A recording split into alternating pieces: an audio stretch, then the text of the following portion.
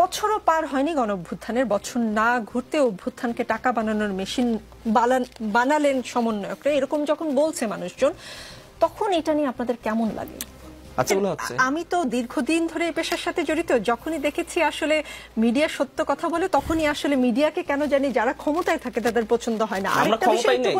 আরেকটা বিষয় একটু বলি হান্নান মাসুদ, আরেকটা বিষয় বলি, যখন ধরেন একই সঙ্গে এনসিপির সকল নেতা বা বৈষম্য বিরোধী ছাত্র আন্দোলনে যারা ফ্রন্ট লাইনে ছিলেন, সকলের ওজন যখন একই সঙ্গে বাড়া শুরু করে, তখন ওইটা প্রশ্নের উদ্বেগ করতেই পারে।